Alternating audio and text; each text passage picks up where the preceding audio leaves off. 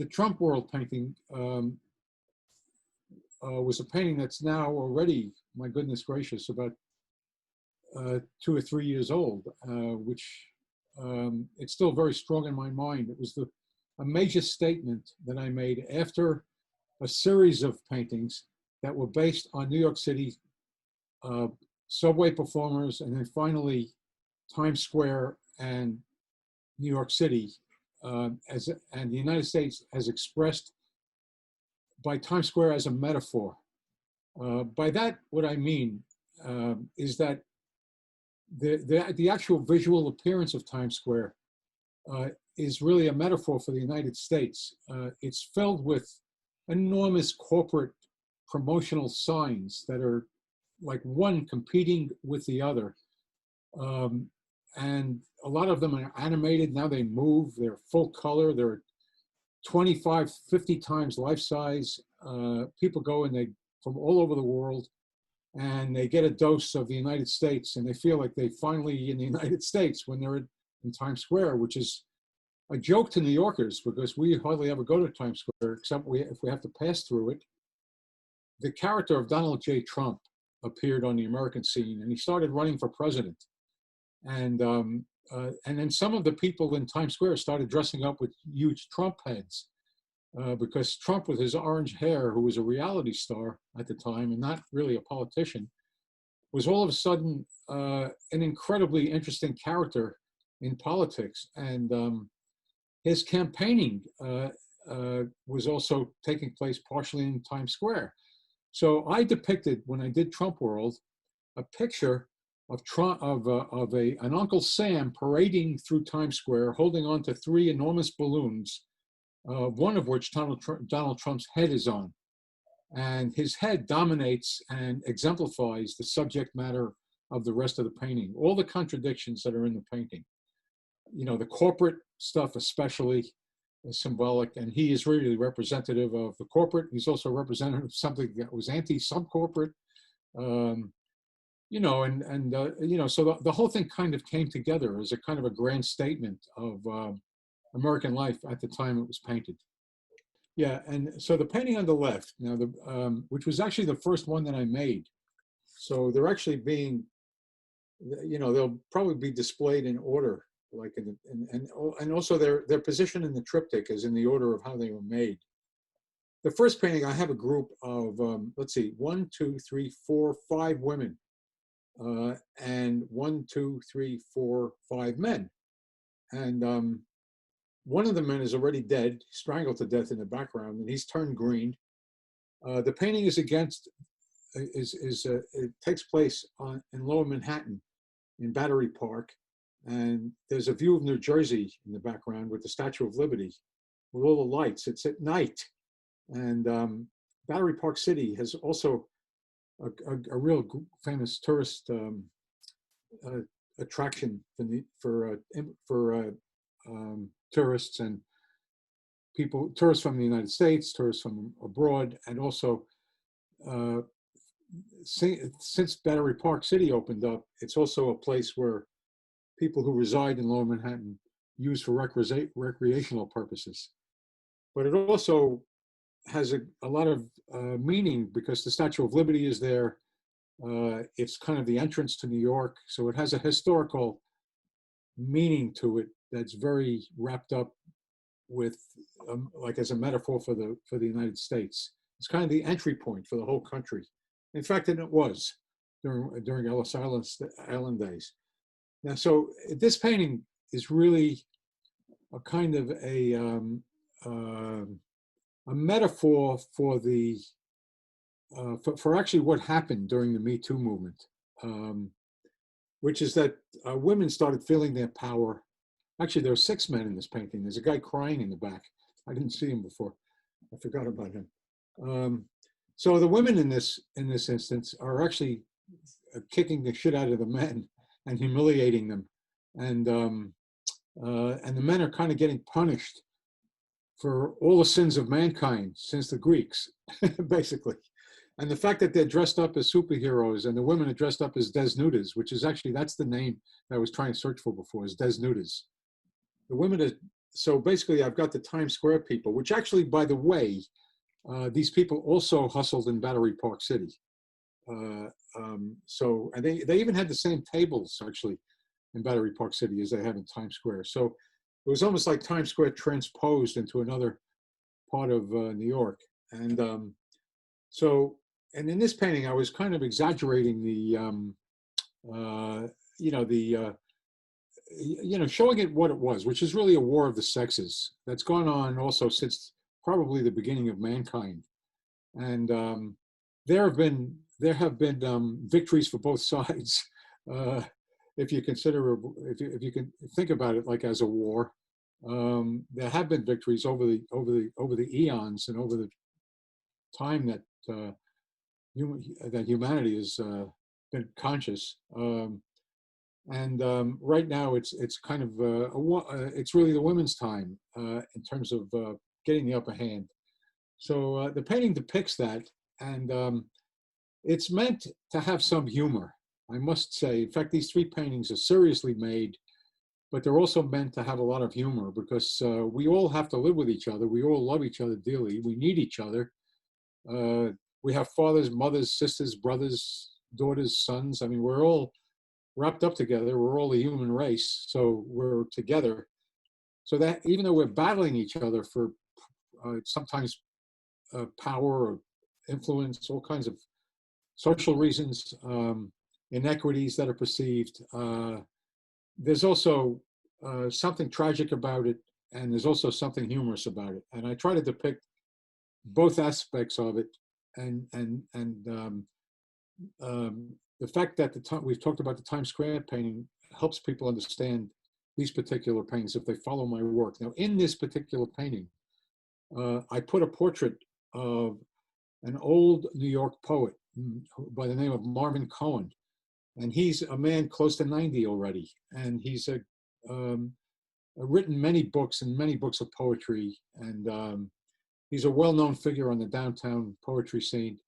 And he's seen everything because he's so old. And in this case, I've got him in the painting almost as he's kind of come inadvertently on his rounds and come upon this scene where in the scene, besides the women beating up the men and women, there's a dead Elmo on the ground with a woman raising her arms in celebration. There's also a strangled man already who's turned blue, and there's also a guy crying, a superhero crying, and there's also one of them who's running away from another desnuda.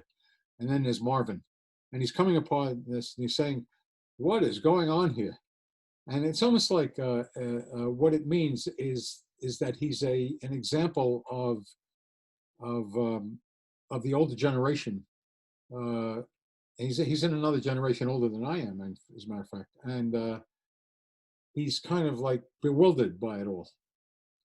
So the painting tried to speak about all of those things, but it wasn't enough for me when I did this. And then I needed to do I felt the need to do another painting with the same theme.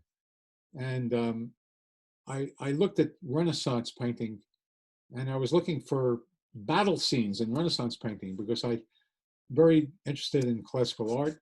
And the next two paintings are actually derived from Raphael designs, although they're very different.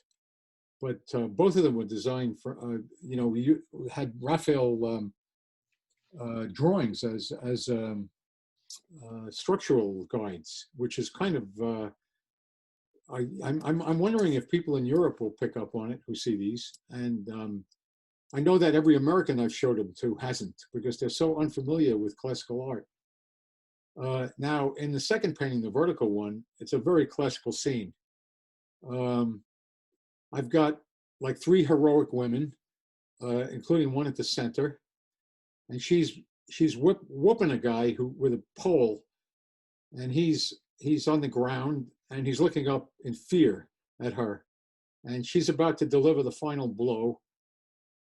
And on the right of this painting, I've got a guy who's been punched, and he was punched so hard he's actually up in the air from the punch, and she's getting ready to give him another suck. And on the left, I've got another woman who's turning, and she's just about to chase another guy. And this painting also is painted in the same locale, which is the Jersey Shore. And it makes for and it's also at night. It's I think it's quite beautiful. And it also metaphorically has the same meaning as what I just went into with the previous painting. Now, if we go to the third one, which is Woman Warriors 3, it's another horizontal painting, which is actually, in fact, a little narrower. It's another horizontal painting, and this painting is a little bit higher than a little bit narrower in height than the other one, but it has the same width. In this painting, I've got almost the final scene of the battle, where the women are actually finishing off the job in the battle. There's a woman with a baton who's running to announce the victory. There's a woman with a fist in the middle who's actually got a guy by the wrists, and like a superhero. In this sense, he's Green Lantern, and he's handcuffed from behind. You can't see it, but she's got him by the wrists. On the left, you've got another Green Lantern holding a dead Captain America, or a wounded Captain America. Underneath their feet, you could see the Jersey Shore. To the right, you've got another woman, a brunette desnuda, grabbing the testicles of another superhero, another Captain America, who's screaming in pain. And there's a wounded Elmo underneath her feet, and he's got a fist up. And to the right of her, there's a black desnuda coming in to join the fray. And on the ground, underneath, on the left of the painting, to the left of the painting, there's a Coca-Cola sign, and to the right of the painting, there's a large American flag, like a Times Square flag, which also appears in Battery Park. And below, on the left, there are weapons that we used, which is a gun, a knife, and a pair of brass knuckles that have been discarded, and they're underneath the feet of the Green Lantern. And that's and the painting is at night. It's dramatic. The paintings are all meant to go together. They're all meant to be humorous, at the same time tragic, and at the same time topical. The next painting that I'm talking about is a horizontal painting that was actually based on Leonardo da Vinci's Last Supper, which has been altered, but I wanted to put it in a kind of a sacred environment. This painting has multiple meanings, because I'm leaving behind the desnudas, and what I'm putting in here are the villains of the sexual scandals that have taken place, which was also concurrent with the women warriors and with the Metoo movement. And as a matter of fact, the cause of it, actually the cause of it, ironically, the cause of it coincided with the COVID-19 epidemic, and it all kind of runs in together. So all of these things overlapped. The Me Too movement, COVID-19 pandemic, and the sexual scandals, they all overlapped. I made a series of pictures on the sexual scandals, of which this was the final one, in the same sense that Trump World was the final painting in a series of pictures that I made about New York and Times Square at the time. This particular painting, I try to get the entire moment that we're living in into the painting. And this picture was made before the tragedy of Mr. Floyd. Although by the end of it, it already had occurred. By the end of the painting, it was just about. It just about occurred right at the end. Right when I was finishing up this painting, Mr. Floyd got murdered. Getting back to this painting I call Love in the Time of COVID, which is ironic. you know, in the same sense that prostitutes sell love, what they really are not selling love. And also, the COVID is very evident in this painting. And then also, I call it the Final Supper, which is, you know, as opposed to Da Vinci's Last Supper. Now, in the Da Vinci painting, it's very symmetrical, and it shows Jesus in the middle with his followers, and at the Passover dinner, and in this ironic allusion to it, the two protagonists were like Jesus, both Jewish, Harvey Weinstein and Jeffrey Epstein, and I put Weinstein in the same place as Jesus, in an ironic allusion. I also made the painting asymmetrical as opposed to symmetrical. In other words, I took away the symmetry of it, which is, now the symmetry is something kind of mathematical, pure, classical, and God-given, and it's a symbol of perfection. The opposite of that is imperfection. So I have an asymmetrical situation here in a holy room that was originally depicted symmetrically. In this picture, I put in the background, because to designate the moment, I put the sky and the foreground and things that look like little strawberries everywhere. And because they're what the COVID-19 virus looks like if it's blown up into, you know, 100,000 times its size, because they're really microscopic. And I painted them in the sky floating, like they're everywhere. And I put them in the painting too, everywhere. I put them in different places, on the ceiling, on the floor, on the table, in the sky. And to show that this is a final moment, and an apocalyptic moment, there's an H-bomb explosion going behind Harvey. So the fact that the COVID-19 seems apocalyptic, and the moral degeneracy is significant of apocalypse, it kind of joins together. Now, in this picture, I've got some religious symbols. You know, I've got Chimabui's Jesus on the wall. I've got garlic hanging on the left on the wall, which is symbolic way to keep away vampires. I've got a shrunken head behind the priest on the right. I've got skulls, symbols of death, you know, in the painting in multiple places, including things sprouting from the skulls, which show life. I've got things that look like snakes, which are actually snake-like things. I've got demons that I've lifted completely out of Hieronymus Bosch, and something that wouldn't know, you'd have to know it. I have an Aunt Jemima figure, which was a cookie jar on the lower right. Actually, it's a penny savings bank, but she's on the very lower right, and she's in she's a black maid who's actually a savings bank, like made out of lead, that came from, it's about 100 years old, and I bought it on the street. And underneath the table, I've got a little girl who's hiding. Plus, I have a jug that actually came from, it's a reproduction of a jug that came from Pompeii, as a classical illusion.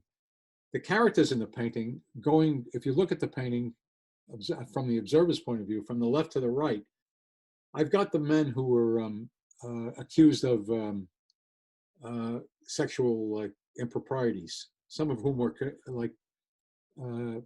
convicted, served time, and others were, you know, died like, you know, before they could get anything, you know, before they could be punished. On the left, I've got Mike Tyson, and I've got women with all throat strewn out, just to emphasize the sexual, you know, the sexual deviancy, but also some of the women are quite compliant, because the whole sexual deviancy, as opposed to what the Metoo, which makes it a monolithic kind of a thing, what went on was really, in some cases, you know, it wasn't completely black and white, as they would say.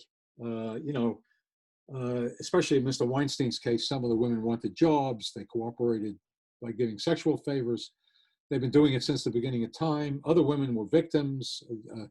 Sometimes there were kids who were victims. I mean, it was like, so now in the painting, I've got a kind of a languid nude with Tyson, who's kind of complicit. And she's, in fact, most of the women in the painting are complicit, except for the one on the right, who's horrified by it all.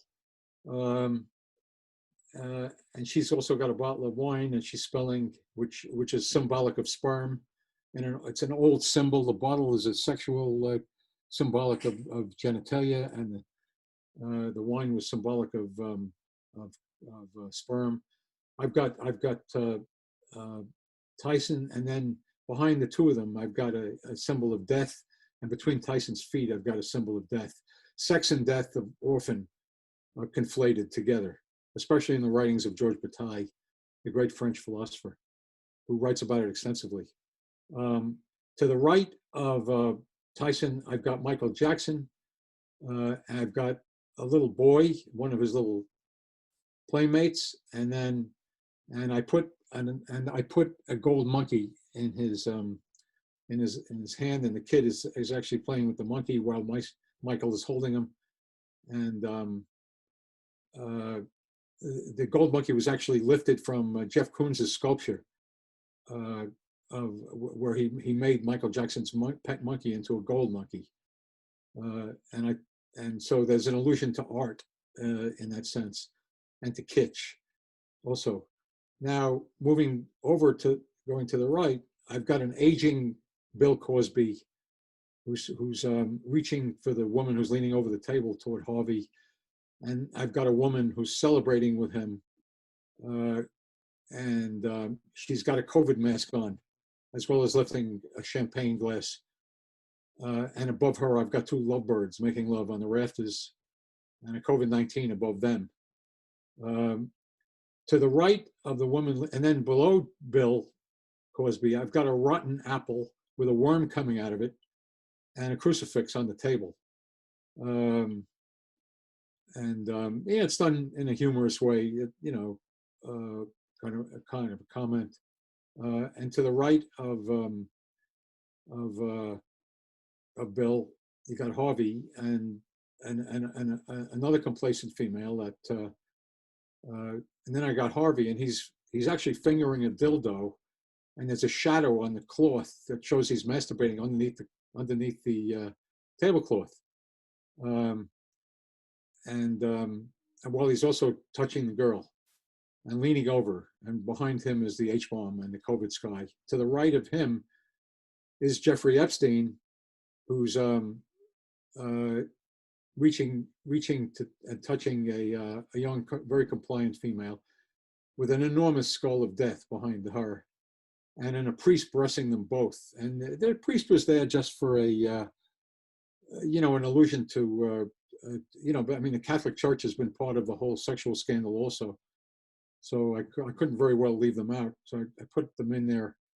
I had to put them in there some way, you know, so in order to make this thing into an equal opportunity offender, the painting. So so I've got a Spanish priest blessing the Epsteins. And then to the right, I've got the only female who's nude and who's looking in horror at the rest of the events happening in the painting. And not only shielding herself from death, but also from, like, the little girl trying to hide from all the events. And that would cover more or less, you know, the subject matter of the COVID-19, the love in the time of COVID.